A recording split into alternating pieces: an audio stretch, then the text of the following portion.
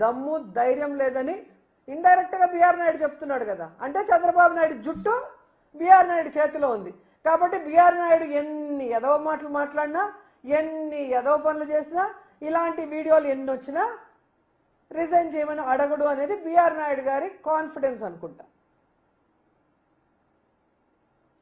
ఇంతవరకు చంద్రబాబు నాయుడు కానీ పవన్ కళ్యాణ్ కానీ ఈ బిఆర్ నాయుడు విషయం మీద మాట్లాడకపోవడం చూస్తేనే మీకు అర్థమైపోతుంది. ఎందుకంటే తిరుమల మీద తన రాజకీయ లబ్ధి కోసం, డైవర్షన్ పాలిటిక్స్ కోసం జగనన్న మీద దుమ్మెత్తి పోసే విధంగా లడ్డూ ఇష్యూని ఎంత నీచంగా మాట్లాడారో మనం అందరం కూడా చూసాం.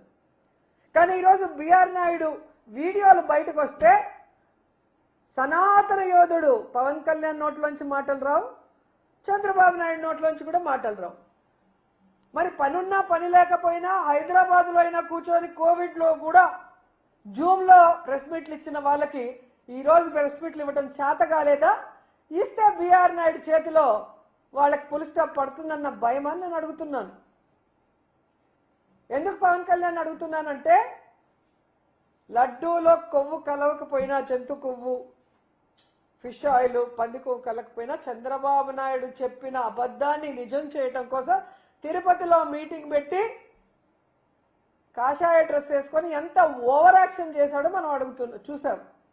ఈరోజు నేను సూటిగా పవన్ కళ్యాణ్ గారిని అడుగుతున్నాను, మీరు సనాతన యోధులైతే, మీరు హిందూ ధర్మాన్ని పరిరక్షించే వాళ్ళైతే మరి బిఆర్ నాయుడు లాంటి విలువలు లేని వ్యక్తిని ఇంకా ఎందుకు పెట్టారు? అతనితో ఎందుకు రాజీనామా చేయించలేదు అని అడుగుతున్నా.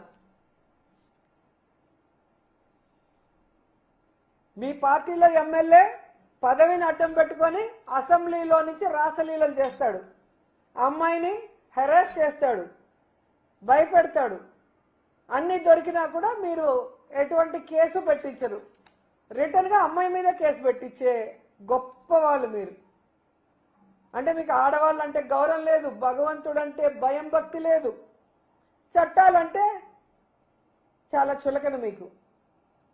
లేకపోతే మీరు చేస్తున్న పనులేంటి, మీరు మాట్లాడే మాటలేంటి? అసలు బిఆర్ నాయుడుని వెంటనే తిరుమల తిరుపతి చైర్మన్ గా సస్పెండ్ చేయాలి. దీనికి బీజేపీ వాళ్ళు, హిందూ సంఘాలు, ధార్మిక సంఘాలు అన్నీ కూడా ఇలాంటి అనైతిక వ్యక్తిని కొనసాగించడం కుదరదు అని చెప్పి మాట్లాడాలని కూడా డిమాండ్ చేస్తున్నా. ఎందుకంటే మొన్న ఎక్కడో విజయవాడలో మీటింగ్ పెట్టినట్టున్నారు, మీటింగ్ పెట్టుకొని మాట్లాడుకున్నారు కదా. మరి ఇలాంటి విషయాల మీద మీటింగ్ మాట్లాడండి. బిఆర్ నాయుడు వచ్చిన రోజు నుంచి ఈ రోజు వరకు తిరుమల పవిత్రతను దిగజార్చే కార్యక్రమాలు ఎన్ని జరిగాయి? ముఖ్యంగా ఈ ఇందులేఖ గారి లెటరు, వీడియోల గురించి విచారణ జరిపించండి, డిస్కస్ చేసి దీని మీద వెంటనే యాక్షన్ తీసుకోండి. లేకపోతే హిందూ ధర్మాన్ని చూసి అందరూ కూడా నవ్వే పరిస్థితి వస్తుంది. మన దేవుణ్ణి, మన ధర్మాన్ని కాపాడుకోవాల్సిన బాధ్యత మనకుంది. ఎందుకంటే ఈరోజు చంద్రబాబు నాయుడు చెప్పేది ఏది నిజం కాదు. ఆయన ఈవీఎం వల్ల గెలిచాడు కాబట్టి ఆ ఈవీఎం విషయాలు బయటకు రాకూడదు. జీవో ఇచ్చి మొత్తము వివిప్యాట్ని డిలీట్ చేశారు కాబట్టి దాన్ని డైవర్ట్ చేయడానికి ఏ విధంగా రోజుకొక కార్యక్రమంతో ముందుకొచ్చారో మనం చూసాం. ఆ తర్వాత నీ యొక్క హెరిటేజ్ని లాభాల బాటలో పెట్టడం కోసం ఏ విధంగా మీరు హిందాపూర్ డైరీతో ఏ విధంగా ఈరోజు అత్యధికమైన అమౌంట్ని కోట్ చేసి వాళ్ళకి కట్టబెడుతున్నారు. ఎందుకంటే ఆ యొక్క ఇందాపూరు, హెరిటేజ్ రెండు ఒకటే. ఆ విషయం భువనేశ్వర్ గారి ఫోటోతో పాటు హెరిటేజే ఒక దాంట్లో వెబ్సైట్లో పబ్లిష్ చేయడం మనం చూసాం. సో మీ అందరు కూడా ఒకరికి ఒకరు తోడు దొంగలు. ముందర వాళ్ళని పెట్టి వెనక నుంచి నువ్వు కథ నడిపించి ఏ విధంగా భగవంతుడి కోసం భక్తులు వేసిన విరాళాలను, భగవంతుడి డబ్బుని ఏ విధంగా దోచుకుంటున్నావు అనేది ఈరోజు కళ్ళ ముందు కనిపిస్తుంది. ఎందుకంటే మీరు దేవుడితో రాజకీయం చేశారు. దేవుడి లడ్డూనే మీరు చాలా అసహ్యంగా మాట్లాడారు. అది తప్పు అని సుప్రీంకోర్టు చెప్పింది. రాజకీయాల్లో భగవంతుడిని లాగద్దండి, ఎటువంటి జంతు కొవ్వు, ఎటువంటి పంది కొవ్వు ఏవి కలవలేదు అని క్లియర్ కట్ గా చెప్పింది. చెప్పిన తర్వాత కూడా మీరు ఏ విధంగా భగవంతుణ్ణి అవమానపరిచే విధంగా ఫ్లెక్సీలు వేసి గొడవలు చేసి డైవర్షన్ పాలిటిక్స్ చేశారో మనం చూసాం. ఈరోజు సిట్ సిబిఐ వేసిన కేంద్ర ప్రభుత్వంలోని వాళ్ళు రాష్ట్ర ప్రభుత్వం వాళ్ళు కలిపి చేసిన ఎంక్వైరీలో ఏమీ లేదని తెలితే నువ్వు మళ్ళీ ఒక కమిటీ వేసావంటే అర్థం ఏంటి? రెడ్ బుక్ రాజ్యాంగాన్ని తీసుకొద్దాం అనుకుంటున్నారా? ఈరోజు సిగ్గు లేకుండా బిఆర్ నాయుడు విషయం కూడా డైవర్షన్ కోసం వైసీపీ తీసుకొచ్చిందంట. వైఎస్ఆర్సీపీ పార్టీ బట్టి ఎన్ని సంవత్సరాలు అయింది? బిఆర్ నాయుడుకి ఇందులేకతో ఉన్న పరిచయం ఎన్ని సంవత్సరాలు అయిందో ఒకసారి చూసుకోండి. వైఎస్ఆర్సీపీ మీద నిందలు వేస్తే నవ్వుకుంటారు జనాలన్న బుద్ధి జ్ఞానం కూడా లేదా వైసీపీ వాళ్ళకి, టీడీపీ వాళ్ళకి, జనసేన వాళ్ళకి, అట్లాగే బిఆర్ నాయుడిని ఎవరైతే సపోర్ట్ చేస్తున్నారో వాళ్ళకి. ఎందుకంటే వైసీపీ పార్టీ పెట్టింది ఇప్పుడు, కానీ బిఆర్ నాయుడు గారికి ఇందులేఖ కుటుంబంతో ఎప్పటి నుంచో పరిచయం ఉంది. అలాగే ఇందులేఖ గారు బిఆర్ నాయుడు గారి టార్చర్ భరించలేక చంద్రబాబు నాయుడికి, లోకేష్ కి లెటర్ రాసింది 2019లో. దీంట్లో మేం చేసిన ఫేక్ వీడియోలు ఏముంది, మేం చేసిన తప్పులు ఏముందో మాకైతే అర్థం కాలేదు. తప్పు చేసింది బిఆర్ నాయుడు.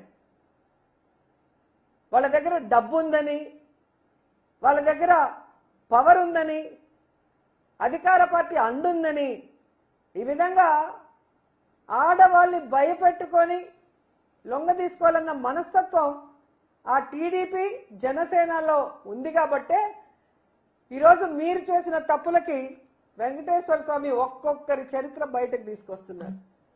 కోడూరు చరిత్ర బయటకు వచ్చింది, బిఆర్ నాయుడు చరిత్ర బయటకు వచ్చింది, చంద్రబాబు నాయుడు హెరిటేజ్ లో వాళ్ళు చేసిన తప్పులన్నీ కూడా సాక్ష్యాధారాలతో బయటకు వచ్చి వాళ్ళు ఎలా కుదేలమంటున్నారో మనం అందరూ కూడా గమనిస్తున్నాం.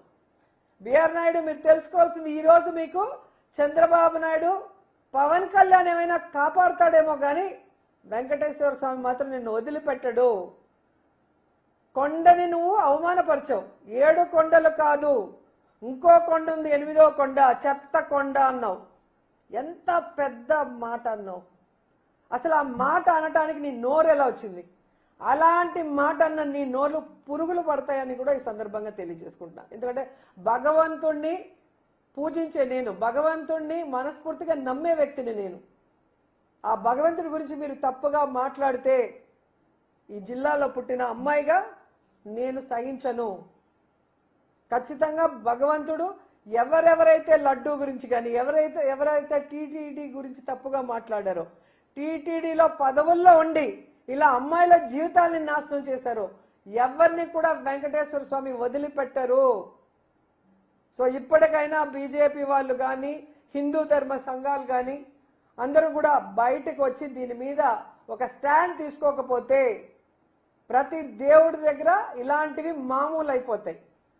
ఈ బిఆర్ నాయుడు లాంటి వాళ్ళకి పదవి పెద్ద విషయం కాదు, ఇది నాకేమి అన్నం పెట్టదు, నాకు చాలా ఉన్నాయన్నాడు. అంటే టీటీడీ చైర్మన్ అవ్వటం నాకు పెద్ద విషయం కాదు, నాకు ఆ పదవి అసలు గొప్పే కాదు, నాకు అవసరం లేదన్నట్టుగా మాట్లాడేవాడికి ఆ పదవి ఉంచడం అవసరమా?